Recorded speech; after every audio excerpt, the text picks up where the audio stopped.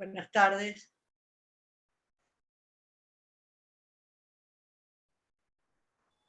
Buenas tardes. Hola, buenas tardes. Vamos a esperar unos minutos que terminen de entrar más estudiantes.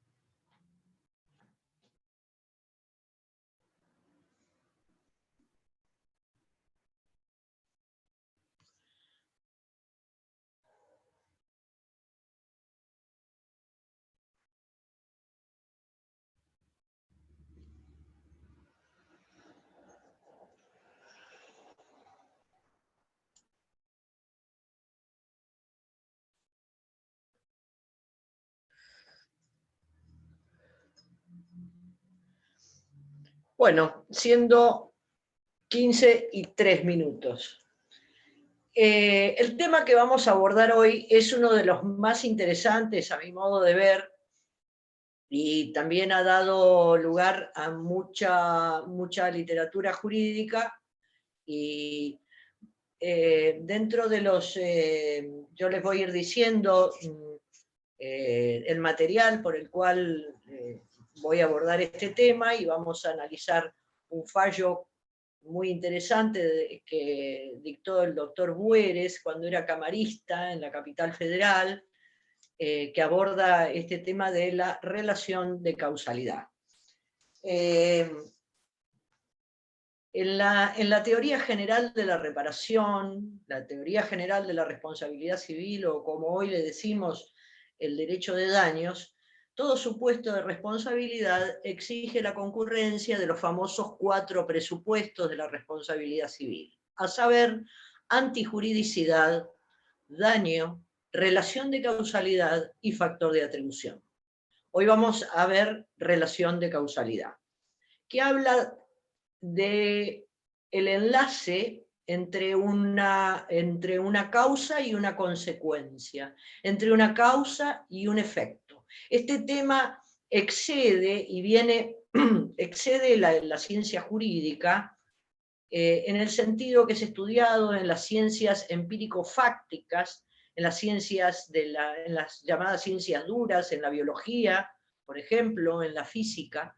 Pero acá está claro, y lo dicen todos los autores, acá no necesariamente la causalidad física o empírica va a coincidir con la jurídica, sino que el derecho le va a dar juridicidad a determinadas causas para predicar que los efectos le corresponden o se le atribuyen, atribuibilidad a determinada causa, más allá de que esto coincida o no con lo que pasa empíricamente o en el mundo de los hechos, de las leyes de la física, por ejemplo, o de la biología.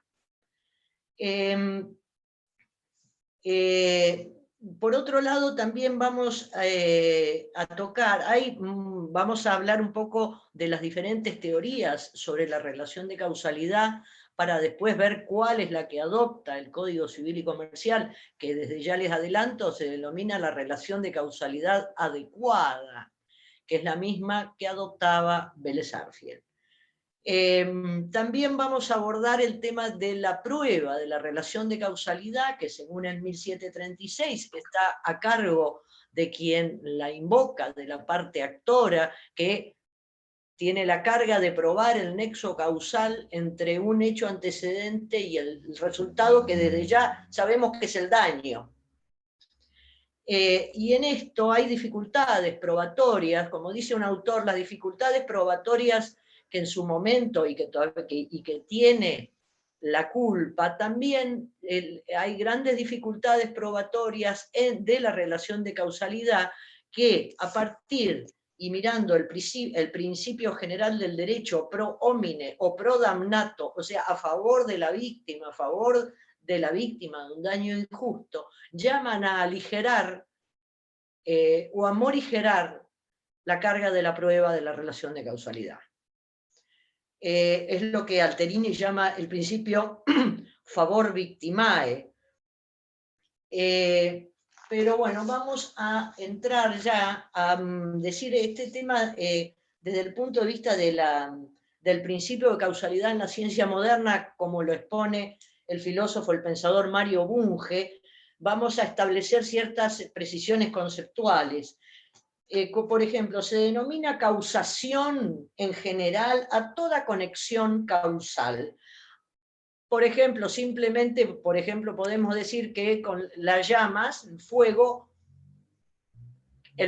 produce quemaduras. Ahí tenemos una relación de causa y efecto, causación. Después tenemos lo que se llama el principio causal, que significa que a determinada causa corresponde determinado efecto, o siempre esa causa produce ese efecto. A su vez tenemos la doctrina del determinismo causal, que le otorga validez universal en el sentido de que todo se genera por una causa. Todo acontecer necesariamente tiene algo que lo ha producido. Y entonces definimos lo que es el nexo causal, diciendo que es el enlace material entre un hecho antecedente y su resultado, el daño. Es el enlace material entre un hecho antecedente y su resultado, conocido esto como la relación de causalidad como imputatio facti, imputabilidad objetiva o atribuibilidad. Dejamos, en cambio, la imputación subjetiva se refiere a los factores de atribución subjetivo, el dolo o la culpa. Esta no es esa, esta es la imputación objetiva, el enlace material entre un hecho antecedente y su consecuencia, su resultado, el daño. Un estudiante una vez dio un examen de este tema y empezó muy bien, y lo recuerdo siempre, porque empezó diciendo, la relación de causalidad aborda el tema del paso del no ser al ser. Algo que antes no estaba, de pronto aparece en la realidad. El fenómeno causal, el causalismo en general, es un método científico, filosófico, que procura el conocimiento de las cosas a partir de indagar sus causas. Esto filosóficamente hablando.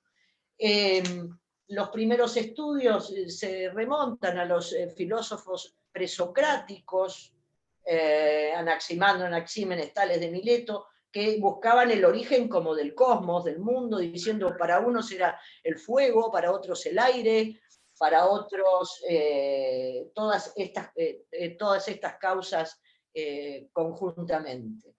Pero el que formula los principios básicos del causalismo científico es Aristóteles. Aristóteles habla de 4 causas. La causa eficiente, que responde a la pregunta, a la pregunta, ¿quién o qué causó esto? ¿Quién o qué? Esa es la causa eficiente. Después la causa final, que es, esto se produce ¿para qué? La causa final, mirando para adelante. Después la causa material, que todo se produce de algo. ¿De qué viene esto? Está la causa material. Y la causa formal hace referencia a que todo proviene de algo o de alguien. Es una causa formal. Estas son las 4 causas de Aristóteles. La causa eficiente es el famoso primer motor inmóvil que hablaba Aristóteles, que todo dice el primer principio del movimiento y del reposo. Esa era la frase de Aristóteles, el primer motor inmóvil, que en algún momento comienza a generar una consecuencia. Galileo, por ejemplo, también pueden ver esto de la causa eficiente en la nota al título 4 del Código Civil de Vélez, cuando habla de los derechos reales y los derechos personales. Dice, la causa eficiente de los derechos personales siempre es una obligación, y la causa de los derechos reales siempre es la enajenación. Se los resumo así, la nota es más larga, y les sugiero que la lean, porque ahí precisamente habla de causa eficiente. Fíjense la vigencia del pensamiento aristotélico y las herramientas fundamentales que nos ha dado para abordar este tema. Ya pasamos a la revolución científica, a Galileo. Cuando digo vamos a ubicarnos un poco en el tiempo, estamos en el siglo XVI-XVII, Galileo dice que la causa es la condición necesaria y suficiente para la aparición de algo. Es aquella cuya presencia siempre sigue el efecto y ante cuya eliminación el efecto desaparece. Thomas Hobbes, discípulo de Galileo, también siglo XVI-XVII, caracterizó la causa eficiente como la causa de todos los efectos, dice, consiste en ciertas propiedades o accidentes, tanto en los agentes como en los pacientes, que cuando estos accidentes, le llama, están todos presentes, se produce el efecto.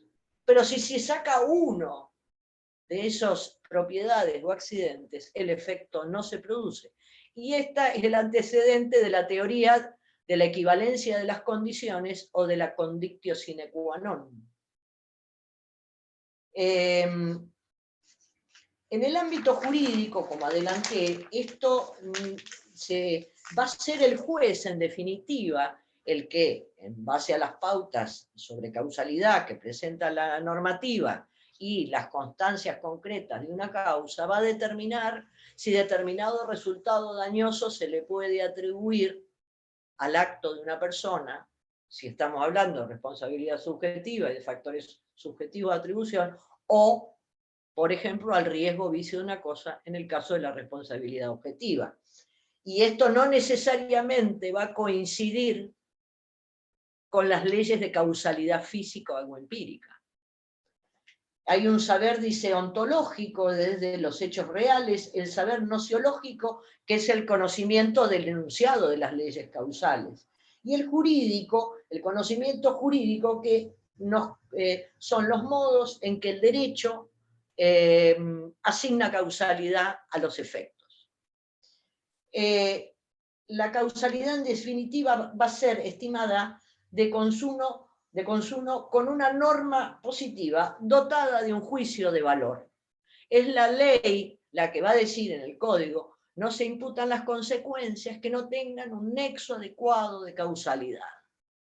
Entonces, y ese nexo adecuado, que es la postura que adopta el Código Civil y Comercial, eso nos va a dar la respuesta o no a determinada relación de causalidad entre un hecho precedente y un resultado dañoso.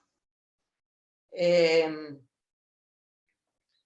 Cupis dice, que es un autor italiano, dice, debemos preocuparnos por averiguar, no ya cuando el daño pueda decirse producido por un hecho humano según las leyes de la naturaleza, sino más bien cuando ese daño puede decirse jurídicamente producido por un hecho humano. El tema se estudia mucho en derecho penal, porque en derecho penal hay que sí o sí establecer la autoría, porque si no, no hay tipicidad, no hay delito, no hay sanción. A ver, ¿quién ocasionó la muerte de esta persona? para encontrarlo penalmente responsable o no de su delito. Esto es lo primero que hay que averiguar en derecho penal, la autoría. Entonces, por ejemplo, tenemos la famosa teoría esta de la equivalencia de las condiciones, que formulada por Maximiliano Bomburi en 1860. Y dice, para esta postura, todas las condiciones, porque en un intercausal es un proceso causal conformado por numerosas o variadas o más de una causa. De ahí que la doctrina, algunos diferencian entre causa, condición y ocasión. Y hay un ejemplo de esto, ¿no? Pero para esta teoría, todo el intercausal para atrás, antes de la aparición de un daño, de un resultado, son todas suman a la indivisibilidad del resultado. Todo es causa de todo.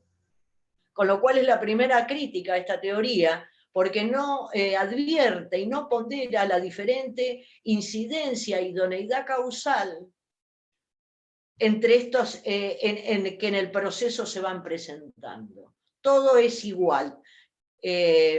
Entonces, y para saber cuál es la más preponderante, utilizan, dice, el mecanismo de supresión mental hipotética. A estas cadenitas causales, si yo quito una y el resultado no se produce, esa era la condictio sine qua non. O sea, esta frase quiere decir, si yo de toda la cadenita causal saco una y el resultado no se produce, señal de que esa era la condición necesaria, indispensable y única del daño. Bueno, como acá la postura, el concepto de causalidad que subyace es la postura de John Stuart Mill, este pensador, este filósofo, que dice que causa es la suma de las condiciones positivas y negativas, tomadas todas juntas. El total de contingencias de toda naturaleza, todas, ¿ven? Ellos toman todas, pero para ver cuál es la relevante, se va suprimiendo para ver si se produjo el resultado o no. John Stuart Mill es interesante, es útil esta definición.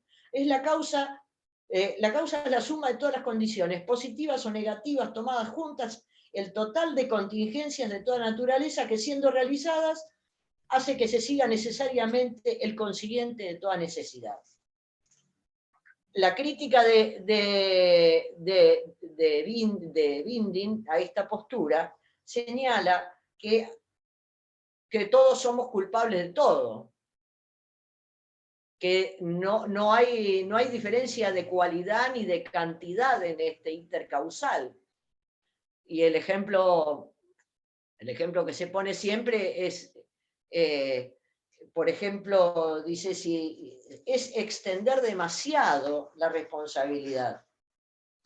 Sería responsable, por ejemplo, sería responsable, dice sería responsable un hombre, una mujer comete adulterio y bueno, el cónyuge descubre esta situación y quiere en un hotel alojamiento y la culpa la tiene el dueño del hotel alojamiento, cosa que es un disparate. Por ejemplo, ¿no? Pero esta postura de la condictio sine qua non y de la equivalencia de las condiciones es interesante en dos situaciones de responsabilidad civil, que tenemos una condición inexcusable sine qua non para decir que este determinado resultado se produjo por esta causa. Y son dos situaciones. En el caso de responsabilidad indirecta refleja, que es aquella en que se le atribuye, hay un daño ocasionado por hay un principal y un dependiente, un sujeto principal y un sujeto dependiente que trabaja o realiza acciones o funciones en interés del principal.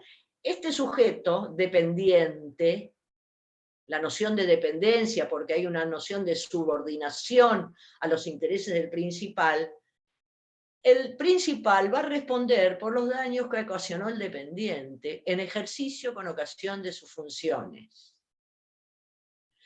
Esta es la condición sine qua non para que se ponga en funcionamiento la responsabilidad indirecta refleja. Si no hay dependencia, no va a haber posibilidad de indilgarle el resultado dañoso al principal. Esta es la condictio sine qua non para que funcione la responsabilidad indirecta refleja, la noción de dependencia.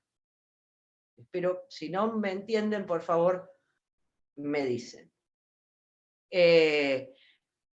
Entonces, reitero, la responsabilidad indirecta refleja, compromete la responsabilidad del dependiente, del principal, por todos los daños que ocasiona el dependiente, pero en ejercicio en ocasión de sus funciones.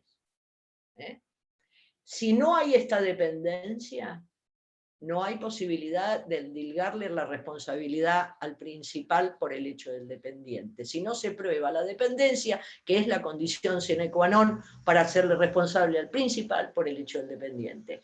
Y la otra situación se da en los accidentes laborales, en los accidentes de trabajo, que dice que para que el empleador va a responder por los daños que sufra el trabajador dentro del ámbito de su trabajo, y no solamente dentro del ámbito de su trabajo, sino también in itinere, que quiere decir mientras el trabajador sale de su casa y llega a su trabajo. Todo lo que pase desde que sale de su casa al trabajo hasta lo que pase, obviamente en el ámbito de su trabajo, va a ocasionar sine qua non, sí o sí, la responsabilidad del empleador. Acá es otra situación en que se aplica esta teoría de la responsabilidad por la causa sine qua non. Acá necesitamos una relación, tenemos que probar que este accidente de trabajo se produjo en esta circunstancia, así como en el anterior caso era la dependencia, acá es la relación laboral, la relación de trabajo, que empieza cuando el trabajador sale de su casa y termina cuando el trabajador, digamos, está en el trabajo y vuelve al trabajo. Todo lo que le suceda en el medio, como va a ser responsabilidad del empleador. Y acá viene a colación lo que les decía hace un rato, que por ahí no necesariamente va a coincidir con lo que pasó en la realidad. En la realidad, el empleado salió en la moto para ir a trabajar y lo atropelló un camión. Eventualmente va a ser responsable también el que lo atropelló, pero ese accidente es in itinere y compromete la responsabilidad del empleador. ¿Se entendió esto, no? Y es un caso que trabajé yo en su momento. El señor, un empleado, salió en la moto a trabajar. Y tuve un accidente de tránsito con lesiones severas. Y entonces eso, como fue con la condictio sine qua non, es la relación laboral. En estos dos ejemplos les dan la pauta que no hay una simetría o correspondencia total entre lo que pasa entre una causalidad física, empírica, y a la que la ley le asigna causalidad. Acá va a ser la ley de accidentes de trabajo, es una antigüedad lo que dije, ley de accidentes de trabajo, porque hoy está regulado en la ley de riesgos del trabajo, pero sirve igual, en el sentido que es la ley la que dice, bueno, la ley por una cuestión de valores, porque la norma contiene un valor de protección de la integridad psicofísica del trabajador, va a decir, el empleador tiene que responder por los daños ocasionados desde que el trabajador sale de su casa, va a trabajar y vuelve a su casa. De la misma manera que el legislador dijo, cuando alguien, un dependiente, ejerce funciones en forma subordinada, siguiendo directivas de un principal, si este dependiente ocasiona daños a terceros cumpliendo esas funciones, es justo que responda el principal.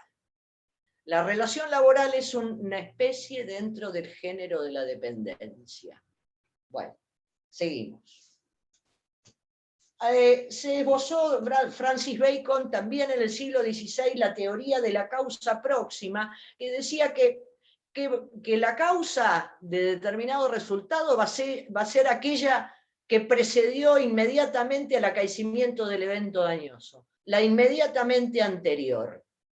Y de esta postura abrevaba el artículo 520 del Código Civil de Vélez, que hablaba que de las consecuencias, hablaba que se responde de las consecuencias inmediatas y necesarias. O sea, acá está cronológicamente en una línea de tiempo el acaecimiento del daño y qué pasó inmediatamente anterior. Va a decir, lo que pasó inmediatamente antes del daño es la causa del daño. Y esto rápidamente se le hace también la crítica. La crítica es, por ejemplo, el famoso ejemplo de la enfermera que pone una inyección asumiendo que es un analgésico a una persona, cuando en realidad antes de la enfermera hubo uno que cambió el suero o el analgésico por una sustancia que le provoca la muerte, por ejemplo, a esta persona. Si nosotros, para la teoría de la causa próxima, la responsable es la enfermera, pero esto, digamos, no evalúa la eficiencia causal del acto, simplemente quiere que sea lo inmediatamente anterior. Hubo otro caso también, en una jurisprudencia, creo que o francesa o europea, Butterfly con Forrester, que una persona era en un ámbito rural y el propietario de una finca tala árboles y deja un árbol atravesando el camino. Y venía un jinete, imagínense la época del fallo, viene un jinete y viene así a cierta velocidad y de pronto se le aparece un tronco, esta persona se cae, se lastima, y injustamente aplicando esta teoría de la causa próxima, le dicen, no, se rechaza la demanda del jinete, porque si hubiera venido más despacio podría haber evitado el tronco, porque fue la causa anterior, él venía galopando alegremente y se topa con el tronco. No, se queda en esa causa próxima, no va más para atrás para ver quién imprudentemente dejó ese tronco obstaculizando el camino. El ejemplo de la enfermera es un ejemplo que da Orgaz, y estamos allá, nos vamos acercando a la llamada teoría de la causa eficiente o preponderante, ¿no? Que se le asigna eficacia o relevancia causal ni a la más próxima, ni a todas o a la sine qua non, y dice a la que presente mayor eficiencia o eficacia causal, que puede tener esa eficiencia causal cuantitativamente o cualitativamente. Acá ya se empieza a diferenciar lo que es la causa, la condición y la ocasión. El famoso ejemplo de la planta que trae Kohler, que da el ejemplo que para que la causa eficiente de una planta solo es la semilla. Es la circunstancia fáctica, una semilla es lo que puede generar el día de mañana una planta. Lo demás son condiciones y ocasiones. Es discutible, ¿no? Pero dice, la semilla más humedad más sol, como se llamaba, clorofila o fotosíntesis. Ya serían la causa, la semilla, las condiciones y la ocasión, sol y agua. Entonces, acá dice, lo que realmente es eficiente es la semilla.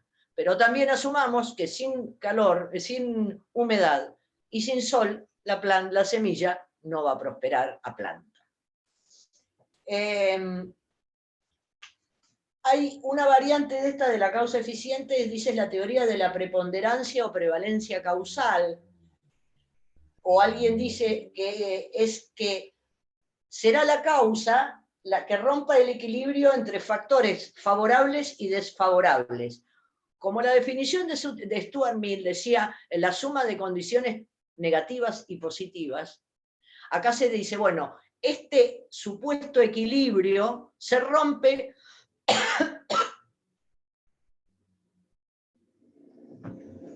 la causa sería lo que rompe el equilibrio y hace aparecer el resultado, el daño.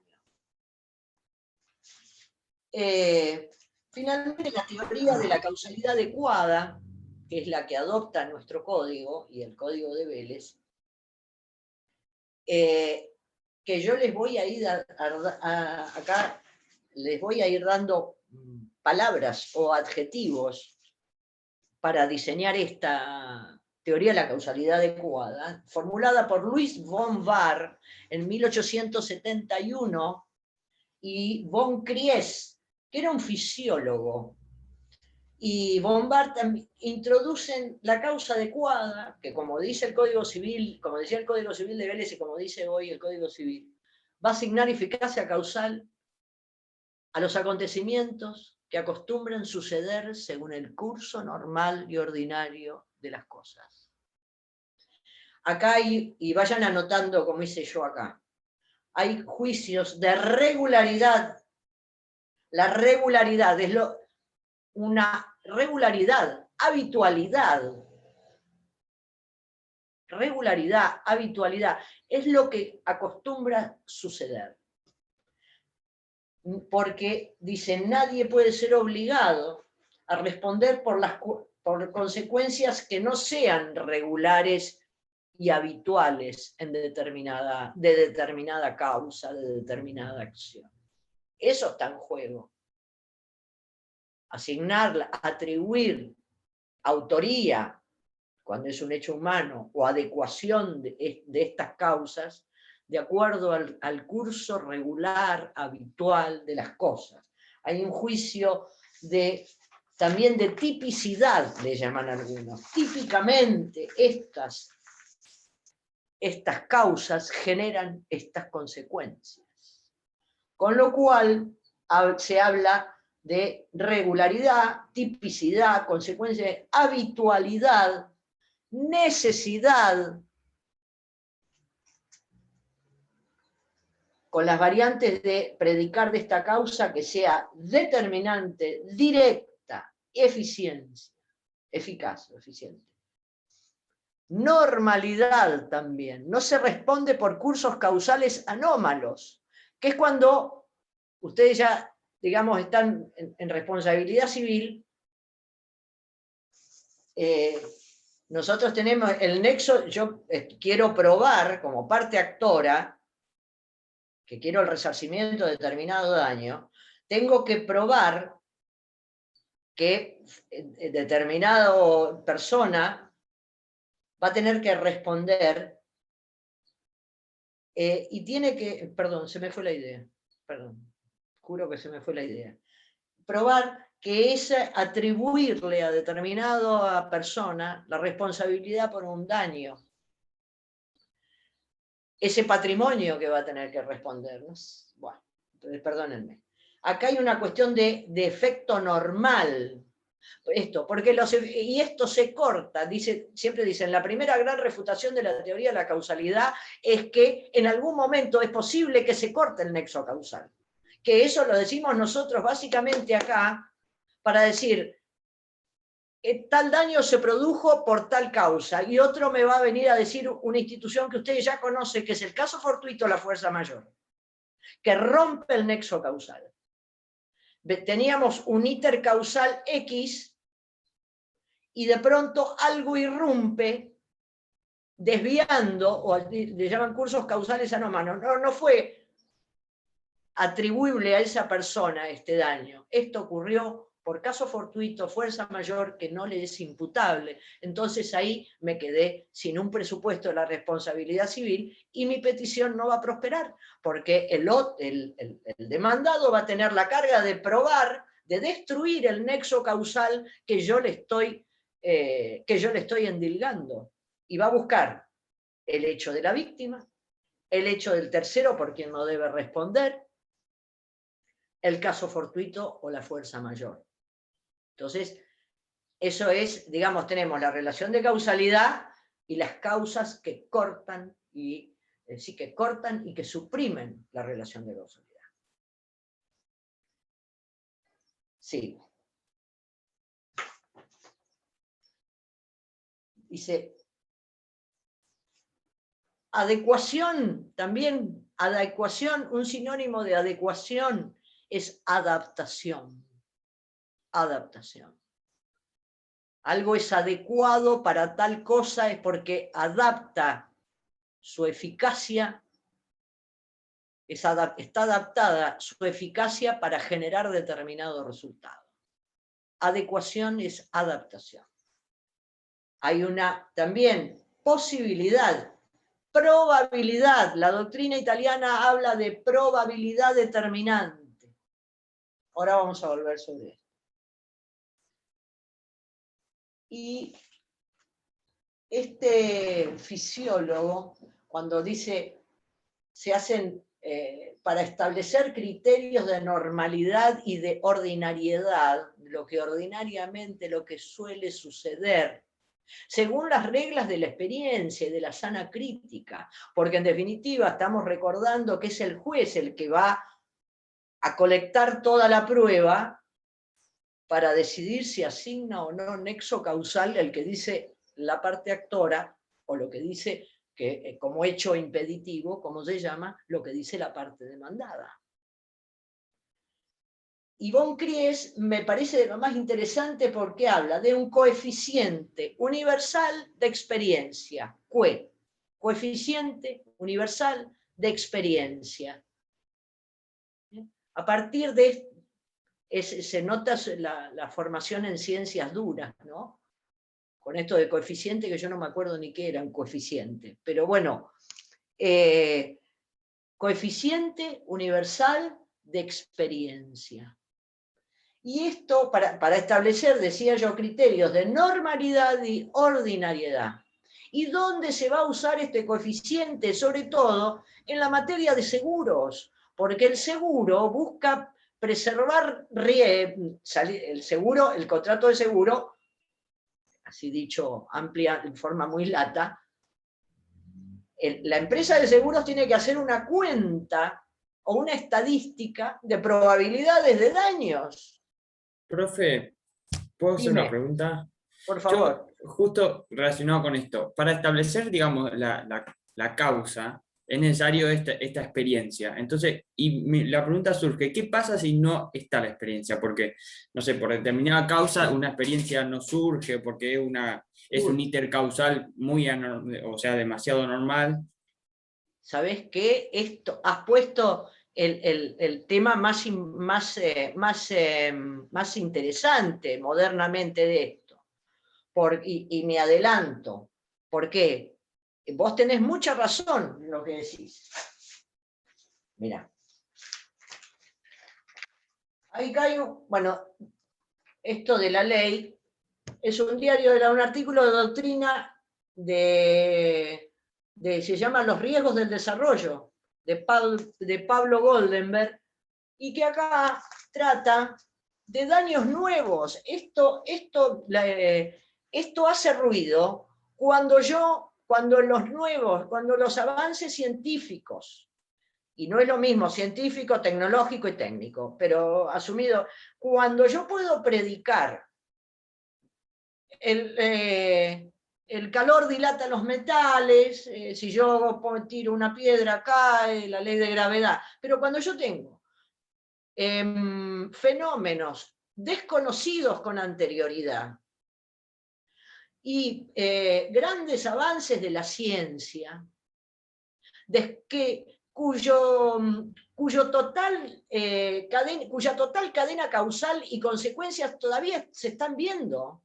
¿Cómo hago para formular una ley causal? ¿Cómo hago para decir esto que vengo diciendo hace 40 minutos de regularidad, habitualidad? ¿Qué sabían los primeros experimentos con energía nuclear de que hoy, en el siglo XXI, las bombas de Hiroshima y Nagasaki, el desastre de Chernobyl. Chernobyl está activo hoy y fue en 1986-87.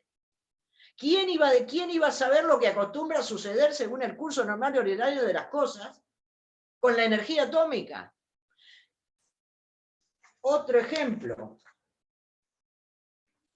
Y esto, los riesgos del desarrollo, acá lo dice claramente, por ejemplo, o en la farmacología, por ejemplo, la famosa talidomina. En la década del 60, la talidomina fue un medicamento, hay literatura sobre esto y hay un fallo. Y esto también, ¿sabés qué? Plantea problemas graves de prescripción. Porque cuando yo llego, ¿cuándo me empieza a correr la prescripción? Cuando yo tengo conocimiento del daño. Pero yo tengo conocimiento del daño, pero no sé, pero yo hoy resulta, las mujeres que tomaron en la década del 60, 70, talidomina, un estrógeno que era el DES, que era para evitar abortos naturales, 20 años después, o sea, largamente prescripta cualquier acción, 20 años después, las jóvenes nacidas padecían cáncer de útero o tumores, cuando determinados avances científicos eran el aplauso y digamos, el reconocimiento de los adelantos de la ciencia, pero que todavía no se sabía bien hasta dónde, qué otras consecuencias iba a tener. Entonces, ¿cómo hago para formular una correcta cadena causal y formular, decir, si se toma este estrógeno o talidomina, en ese momento no sabía que iba a producir cáncer, en ese momento o mutaciones genéticas o todas estas barbaridades que pasan con la energía nuclear? Es más, yo lo voy a repetir porque mucho de física cuántica yo no conozco mucho, pero acá lo decía, el determinismo causal está puesto en el tapete porque no se sabe, ¿dónde lo leí eso? Acá está. El postulado de que siempre a determinada causa corresponde determinado efecto, los empiristas dicen, es el postulado de la uniformidad de la naturaleza, y la física moderna dice de la característica dual de la materia, relación de la partícula y la energía. En el ámbito de la física ya no se acepta un determinismo causal rígido, fenómeno que registra la teoría de los cuanta, en el sentido que la energía se libera en saltos discontinuos irregulares, cuyo origen y dirección no son del todo conocidos. Cuando la ciencia trabaja en la frontera siempre, como creo que dijo Mario Bunge, la ciencia, nosotros como ciencia también trabajamos en las fronteras. ¿Y qué tenemos que buscar soluciones a esto que vos planteás? Otro ejemplo. El PVC, que es policloruro de vinilo, que se utilizaba para cubrir o forrar cables eléctricos, descubriéndose luego, mucho después, que el caso que era el caso de incendio de este producto era inflamable y propagaba el fuego a todas las instalaciones, emanando gases tóxicos para el hombre, el PVC. Las siliconas que todos, bueno, en los 90, 80, todos y todas con las siliconas aquí y allá, y hubo graves daños ocasionados por las siliconas.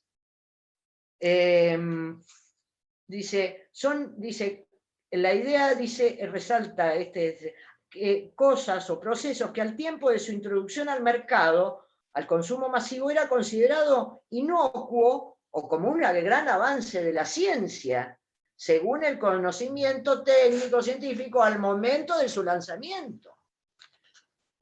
Y les termino esto. Hay una película, en las primeras pruebas nucleares Estados Unidos las hizo en un desierto, en Álamo Gordo. Y miren si no sabían todavía, bueno, que hicieron los experimentos, y hay literatura también, pero en la película van a hacer el gran experimento lanzando una bombita atómica ahí en el medio del desierto en Alamogordo, Arizona, no sé dónde era. Bueno, entonces, bueno, y era todo un evento, esto es real, no es ficción. Esto sucedió. Estaba todo el personal científico, militar, la prensa, bueno, todos, y ahí a 1 kilómetro estaban todos en sillitas con unos anteojitos de estos que parecen para mirar 3D, con eso nada más, a 2 kilómetros de la bombita atómica. Y lo hacen explotar, el honguito atómico, ¡ay! Todo el mundo aplaude, ¡ay, maravilla la atómica! Tal. La historia, la ficción en esta parte, uno de los soldados jóvenes que estaban ahí en este destino y tal, siguen la vida de uno de ellos, un hombre joven que, bueno, y tiene una pareja, una novia, bla, bla, bla, bla, y no podían tener hijos, y no podían tener hijos. La persona había quedado aespermático, sin producir espermatozoides, a causa de su exposición a la radiación nuclear. Y me acuerdo cuando todos aplaudían por el honguito atómico. Entonces, acá es donde se introduce la necesidad de aligerar la carga de la prueba de la relación causal. Los mismos problemas que da la carga de la prueba de la culpa y que hacen que en 1735 diga, es la creación de Peirano, de teoría de las cargas probatorias dinámicas, en el sentido de la carga clásica del onus probandi es la del 375 del Código Procesal Civil y Comercial, conectado con el 1736, que dice que el que le invoca y todo eso tiene que probar. Perfecto, bien. Pero esta carga de la prueba puede aligerarse, morigerarse, cuando las cuestiones a indagar implican o sí, involucran procesos científicos, tecnológicos, cuya total espectro o abanico de consecuencias todavía no se saben bien. Y sería ahí, entonces necesitamos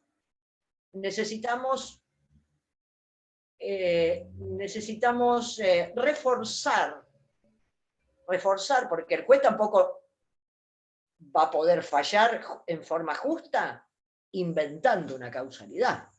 O decir, ay, pobre, esto no es esto tiene que ser justo. Y ser justo no es ideológico, digamos. Me hago cargo de lo que digo. Porque para asignarle responsabilidad a alguien, la relación de causalidad adecuada tiene que estar probada por un cúmulo. Si no hay una certeza total y absoluta, que en muchos casos no la hay, y en muchos casos no la hay, porque el ejemplo de decir, ahí viene uno y dispara, bueno, ese ejemplo la verdad que no aporta mucho. Vamos a probar con situaciones más complejas, como son el contagio de enfermedades, como fue en la década y toda la jurisprudencia, y uno que vamos a analizar ahora, el tema del contagio de HIV o de enfermedades infectocontagiosas, por ejemplo. Entonces es ahí donde la doctrina italiana habla de probabilidad determinante. Cuando vamos a ver en qué circunstancias y en qué contexto apareció este daño. Dame un minuto que quiero, a ver, para seguir hablando de esto, a ver si no me falta.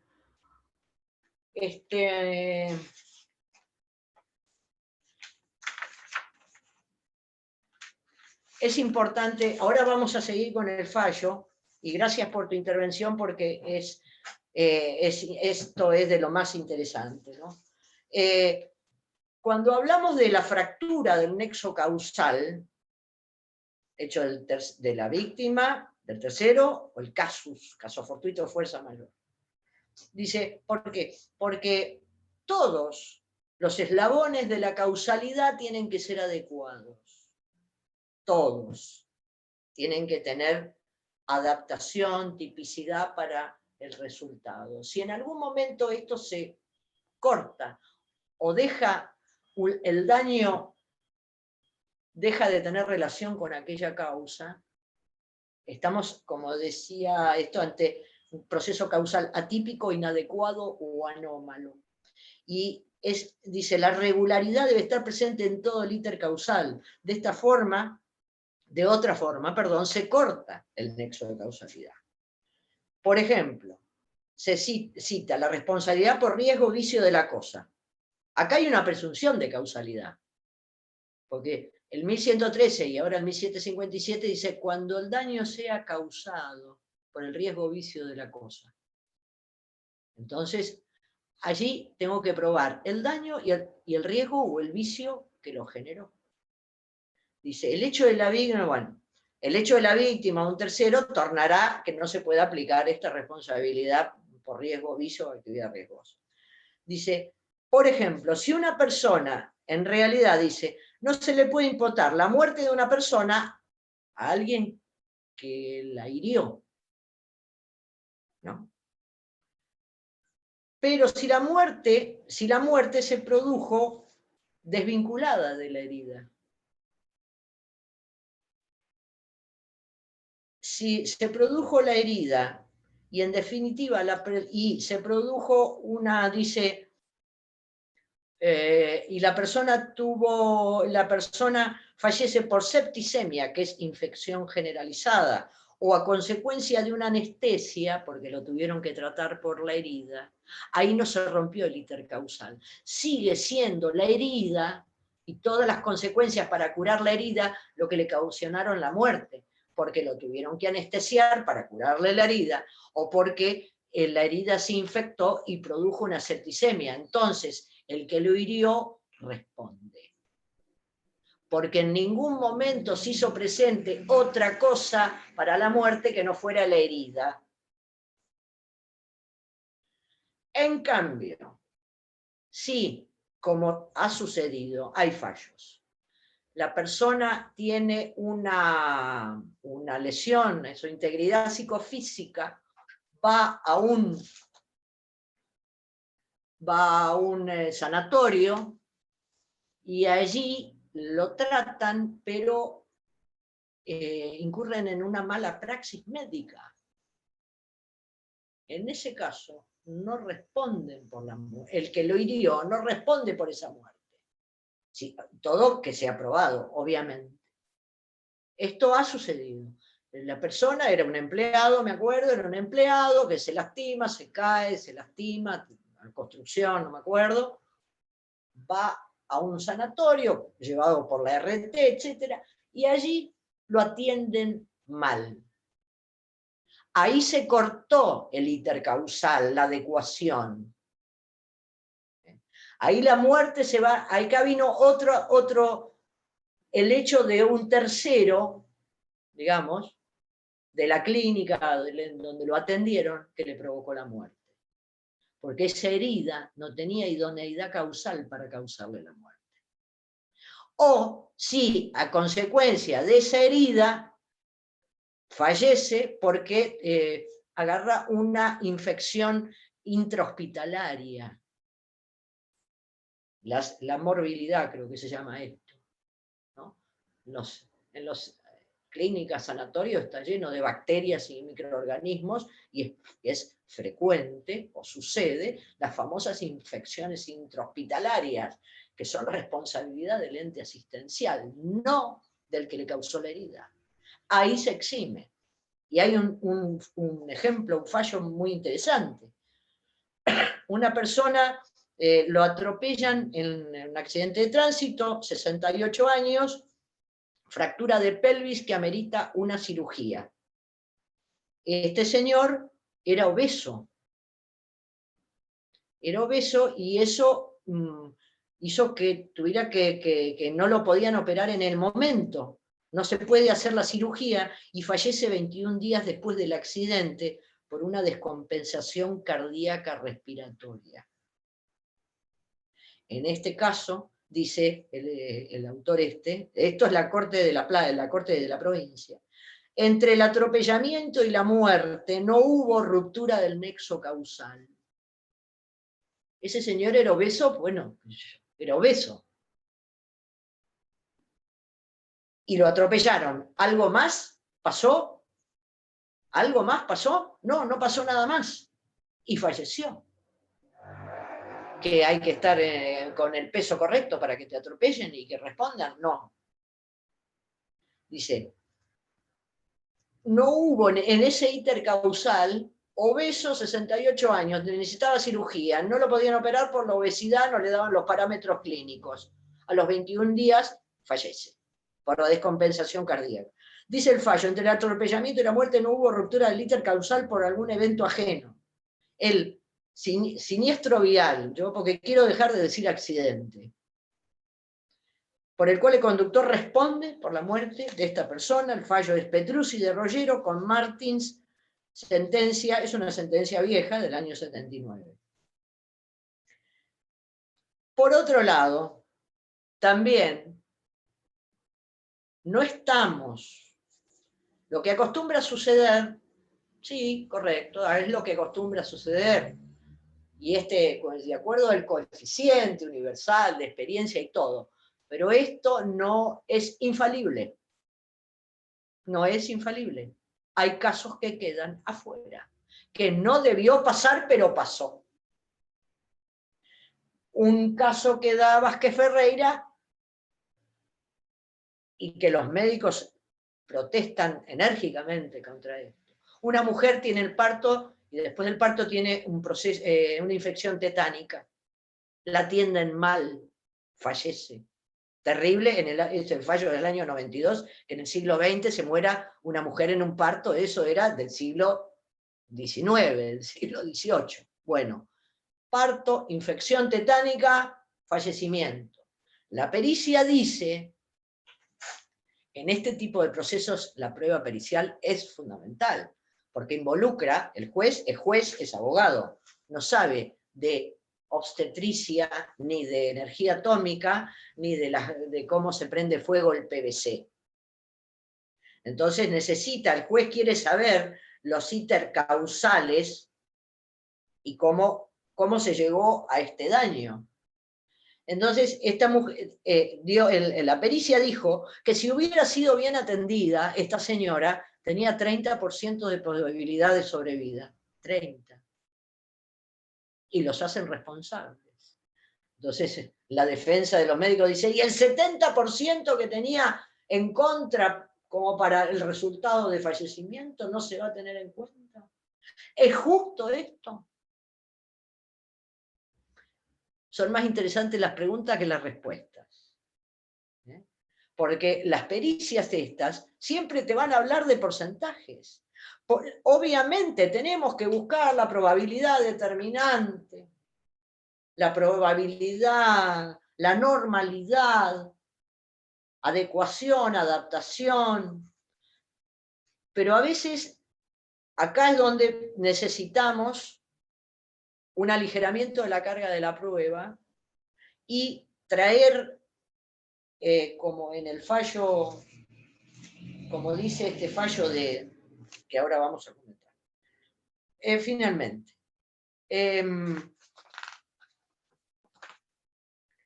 desde el punto de vista del análisis económico del derecho, en una postura moderna, el autor se llama Guido Calabresi,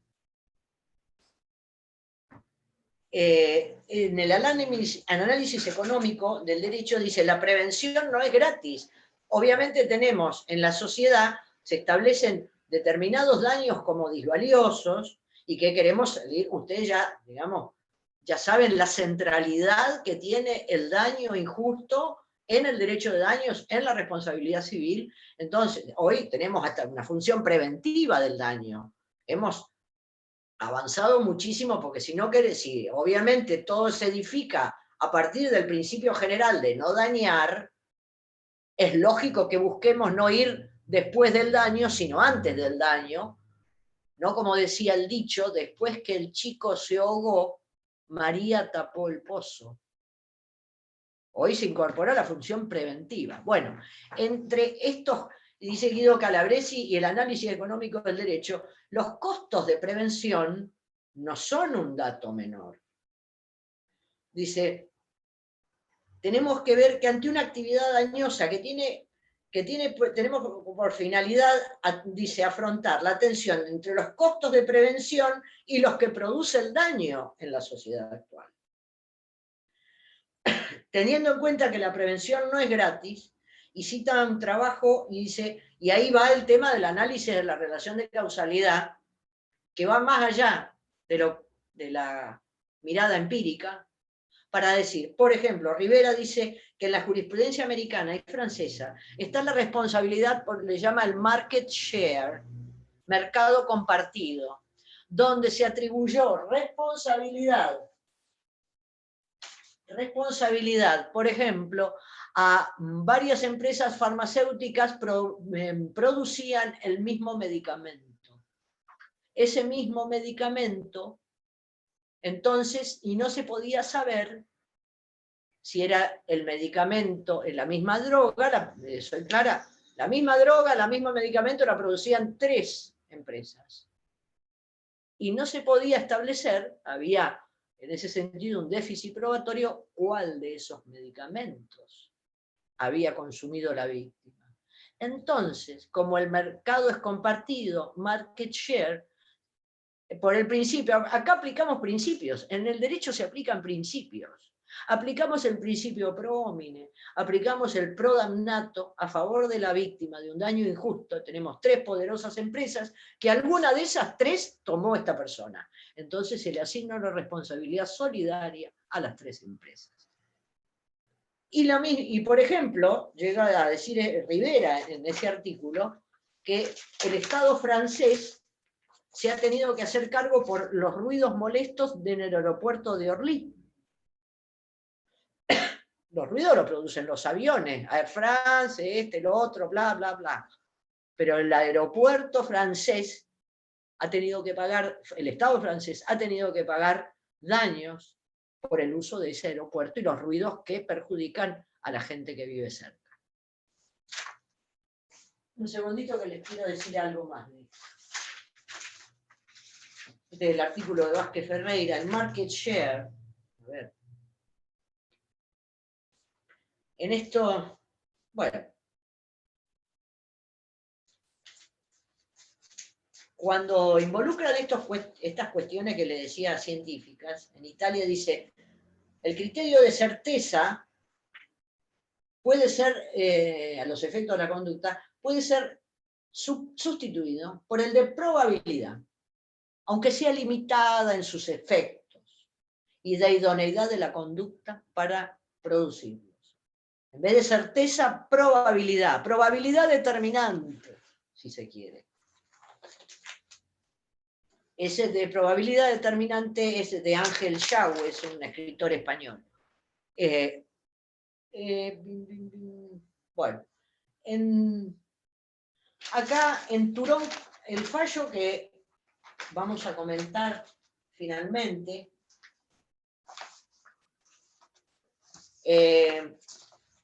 que les sugiero, el fallo, creo que lo tienen, si no se lo voy a enviar al doctor Brun. El fallo es Turón, Claudia, con Municipalidad de la Ciudad de Buenos Aires. Es un fallo que rige de 1996, o sea que regía el Código Civil de Vélez, pero en este fallo, con el voto de Bueres, ya Bueres van a ver, bueno, Bueres analiza, porque es un caso de contagio de HIV en el Hospital Cosme Argerich, en la ciudad de Buenos Aires. Pero acá tengo un chat, una pregunta, a ver, antes de... Creo que era yo. Sí, cuando preguntábamos sobre el artículo que había que combinar, que era el 1736 con el de carga probatoria, que no recuerdo el número. En 1736, 1735 cargas probatorias dinámicas. Genial, esa era la pregunta, gracias. Claro, que lo conectamos con el 375 del Código de Procedimientos, que es que dice que yo tengo la carga de probar el supuesto de hecho que hace operativa la norma que yo invoco. Eso en derecho es la tarea fundamental que aspiramos nosotros a que aprenda, que es la subsunción de los hechos en la norma. Bien. Perfecto. Pues gracias. En este fallo era una técnica, una persona que trabajaba en el laboratorio. Acá en Mar del Plata hubo varios fallos de estos de contagio de HIV en las entes asistenciales, en clínicas u hospitales.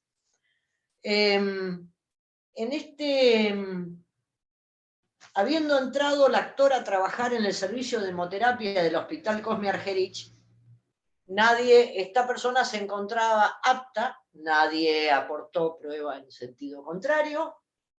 Entonces, y 10 meses después tiene un cuadro compatible con HIV confirmado, ¿no? Dice, adquirió la enfermedad en la época de desempeñar tareas. Y la pericia médica destaca que el mal razonablemente debió ser contraído en el trabajo. Y quedó probado que existían deficiencias en el funcionamiento del servicio. Las deficiencias en el servicio de hemoterapia que consistía que esta persona trabajaba ahí, que el Estado, la Ciudad de Buenos Aires, en su momento se hace cargo que no tenía presupuesto para que la gente tuviera las platinas, que es donde van las cosas del microscopio, que tienen que ser descartables, no había suficientes, entonces se lavaban. Acá esto va a generar, esto se llaman negligencias abstractas. No había platinas suficientes, no había tapón para las pipetas, entonces las sacudían así, con el pulgar y el índice. No había protección ocular, guantes, barbijos, trajes, botas, y no había una adecuada comunicación con los médicos que atendían a los pacientes, que sabían que esta persona o tenía o HIV, o hepatitis, o enfermedades que se contagian por la sangre, infectocontagiosas. Pero además el lesionado estaba en relación de dependencia. Sí. O sea, ahí se hubiera solucionado. A ver, sí, pero se hizo una acción civil de daños y perjuicios. Sí, podría, y esto involucraba, esto fue esto se dirimió en la justicia civil. Hizo una acción civil. Era Turón contra la Ciudad de Buenos Aires. Entonces, dice una jurista francesa, Binet, que hay dos posturas o dos teorías que nos pueden ayudar cuando que no tenemos una certeza total. En estos casos, nunca va a haber una certeza total. Ustedes ya saben, el demandado tiene que probar el hecho impeditivo, que esto se provocó por otra cosa, porque esta señora era adicta y adicta endovenosa, se inyectaba droga, o que tenía una vida sexual promiscua, para decir que el daño no se ocasionó porque trabajaba en el servicio de hemoterapia, sino se produjo por otra causa y ahí terminan, pero nada de esto se pudo probar. Pero lo que sí, bueno, Binet dice que hay dos posturas para aligerar esta carga pesada de la prueba de una total certeza en la revelación de causalidad, que es la teoría de la causalidad virtual y la teoría de la creación injustificada de un riesgo. La teoría de la causalidad virtual, que la desecha Bueres, porque lo enfoca diciendo, y siempre en responsabilidad médica, la desechan diciendo que una tempestiva y correcta abordaje médico de determinada situación le habría dado buenas chances de sobrevida o de curación a esa persona, pero que como no hay una certeza, se puede dar una indemnización de equidad. Indemnizando, dice, una especie de pérdida de chance. Pero esta teoría no es muy aceptada porque dice, acá se está mezclando el tema de la pérdida de un daño especial, que es la pérdida de chance, con un daño aleatorio y no probado. Y no ayuda para saber, para establecer acabadamente el nexo causal. Esto después en el material lo van a leer un poco.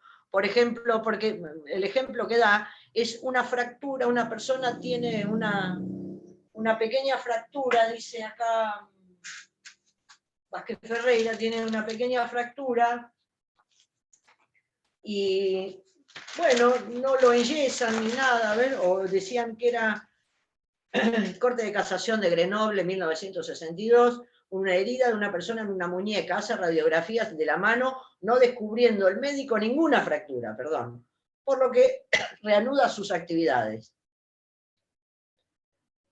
En el año 59, al levantar un objeto pesado, sintió un fuerte dolor y el médico descubrió al examinar las radiografías que había una fractura.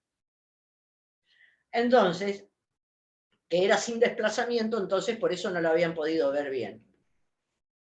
Se exculpó al colega diciendo que en el estado actual del herido debe ser considerado no como evolución normal de la herida del año 52, la herida del 52, él siente dolor en el 59.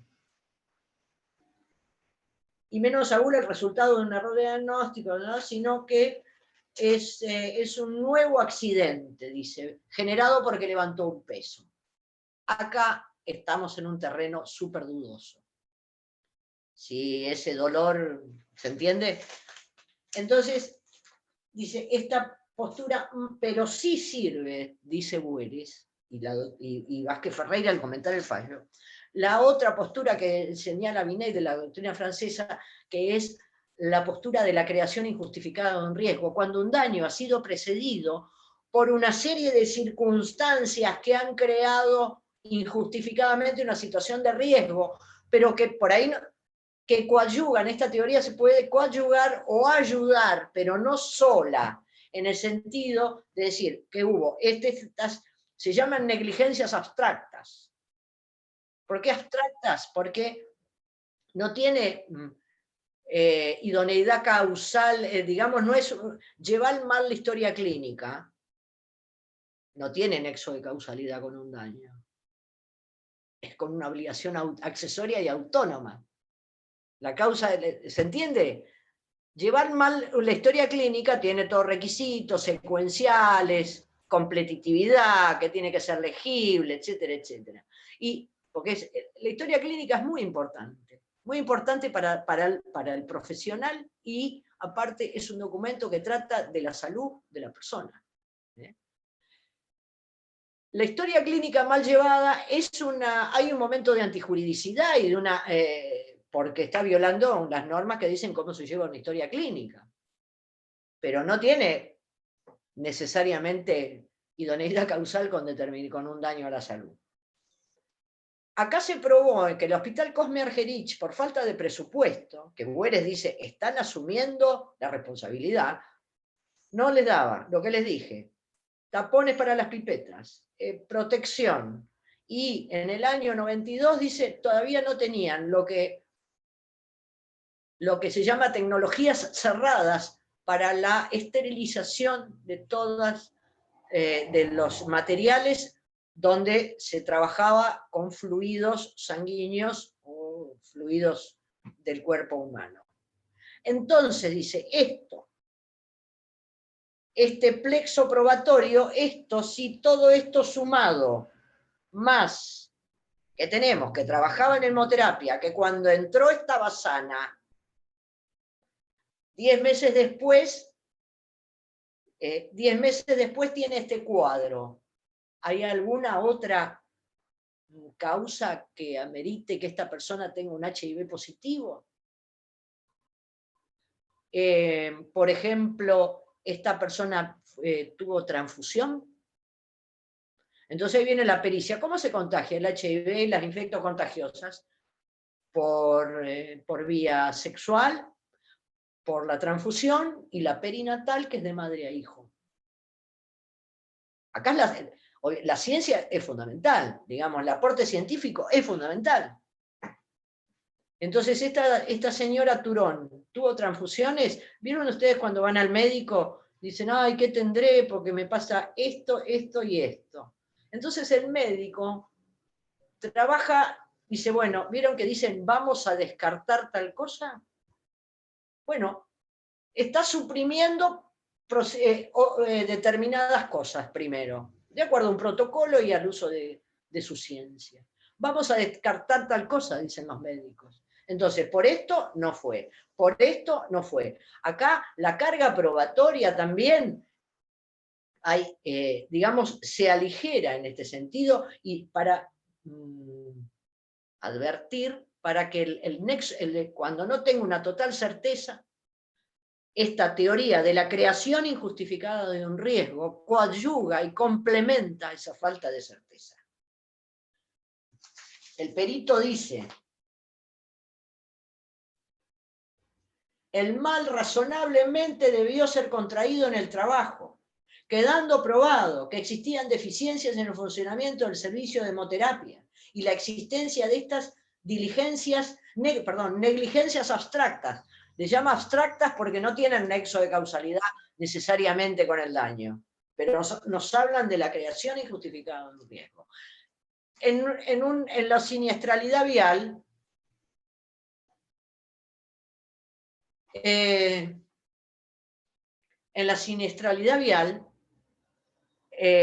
por ejemplo, podemos hablar de cómo coadyuva al acaecimiento de un daño en la deficiencia en el mantenimiento del coche.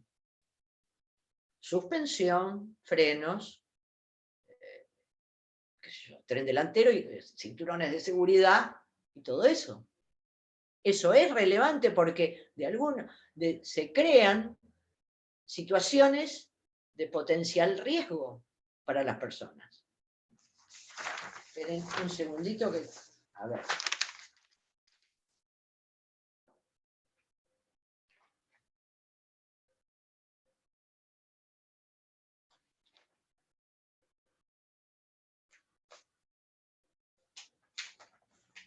Dice...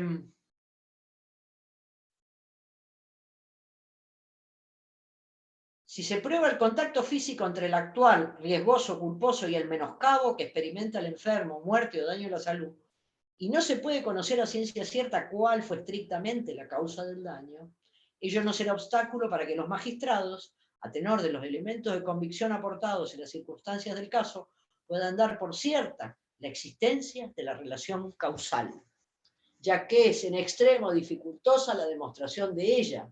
Toca aligerar o flexibilizar las exigencias probatorias.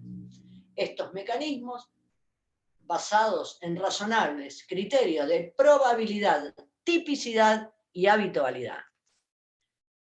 El perito dice, destaca que razonablemente cabe notar, y esta pericia no fue impugnada, que el experto citó al consultor técnico de la comuna, o sea, de la demandada, y que el consultor técnico de la comuna no compareció a dar su opinión, ni justificó su ausencia. Incumbía a la demandada, dice, frente a la contundencia de los hechos que incumbía a la demandada, intentar la producción de prueba tendiente a hacer patente la posibilidad siquiera que promediase la ocurrencia de otro hecho con eficiencia causal o concausal para el acaecimiento del daño. Dice, a grandes rasgos, la forma de controlar la enfermedad son sanguínea, sexual y perinatal. Mientras que la municipalidad debió ocuparse de indagar si la actora tenía alguna probabilidad de asignar su contagio a otra vía, pero no lo hizo, no hay ninguna prueba en ese sentido. Quedó probado sí que existían deficiencias en el funcionamiento del servicio de hemoterapia. Y el ingeniero dice que el Hospital Cosme Argerich no existían tecnologías cerradas para aislar los procedimientos del manipuleo de sangre y que hasta el 92 el personal no tenía equipos de protección para evitar los contagios, guantes, protectores oculares, ropa descartables y botas. La peritación no fue impugnada por la demandada. Yo creo que les he dicho todo lo que les quería decir. Es un tema Es un tema interesantísimo. Asumo que tienen ustedes material, pero les voy a hacer llegar este fallo con comentario de Vázquez Ferreira. A ver si me olvido de algo. Parto, el ejemplo del parto y la septicemia. Dice, y que en definitiva a muchos les preocupa, digamos, que no haya una condena injusta ni una absolución injusta. ¿Me hacen alguna pregunta, por favor?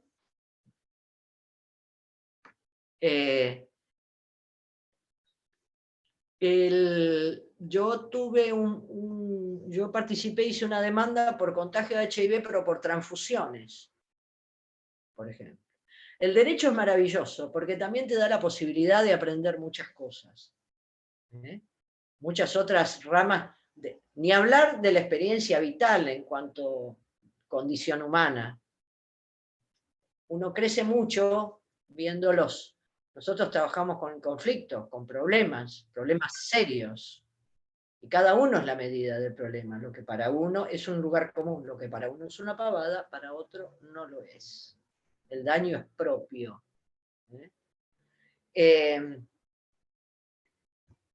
Esta persona se contagió por transfusiones.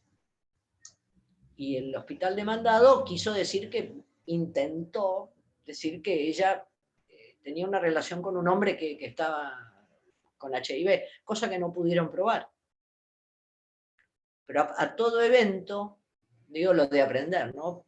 Porque aparte este tema era, ni bien era en el auge del HIV en los años 80, 90, la eficiencia, la Organización Mundial de la Salud tenía un cuadro de doble entrada que era la eficiencia de la vía de contagio y la participación en el número de casos. ¿Esto qué quiere decir? Uy, cómo está el WhatsApp. La eficiencia, por ejemplo, era inversa. La eficiencia de la vía transfusional es altísima. Con 2 sachets de sangre de un dador infectado, te contagias. La vía sexual no tiene tanta eficiencia, porque digamos, por el volumen de un sachet de sangre, que no sé cuántos mililitros tiene, la vía sexual no tiene la misma eficiencia, pero tiene una más participación en el número de casos, porque en determinadas franjas etarias es más frecuente tener sexo que hacerse transfusiones.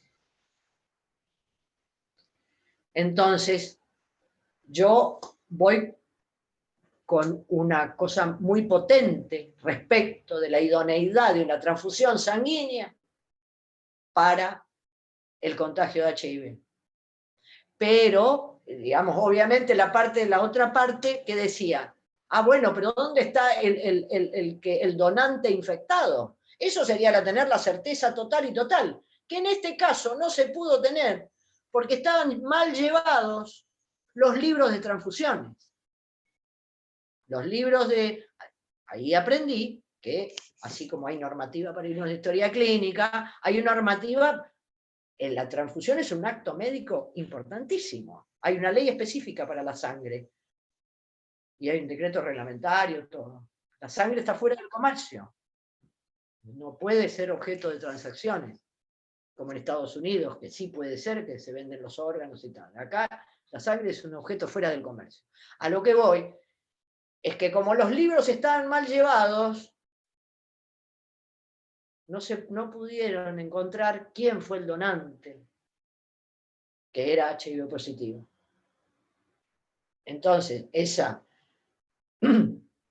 negligencia también esa negligencia es en contra del ente asistencial y no en contra, obviamente, del paciente que sufrió este contagio. Yo los tengo que dejar porque tengo que tomar examen en unos minutos.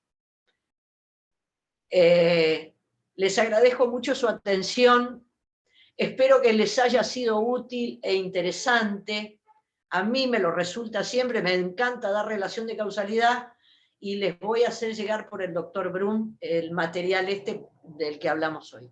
Profe, y más allá de ese material, ¿de dónde otra bibliografía sacamos esto? Mira, ustedes, esto es un contenido clásico de responsabilidad civil, Pizarro, Vallespino, Bierba, y el que, si lo consiguen, Isidoro Goldenberg, un gran jurista, tiene un librito, que yo saco muchas cosas de ahí, que se llama La relación causalidad en la responsabilidad civil, que es una joya. De Isidoro Goldenberg, un libro ya de editorial La Ley, un libro de varios años, pero que les va a dar un panorama más que completo sobre esto. Dicho lo cual, que tengan buenas tardes, buen fin de semana. Chao, gracias. Nos encontramos en otra oportunidad. Buenas tardes, hasta luego. Chao, gracias. Adiós, un gusto.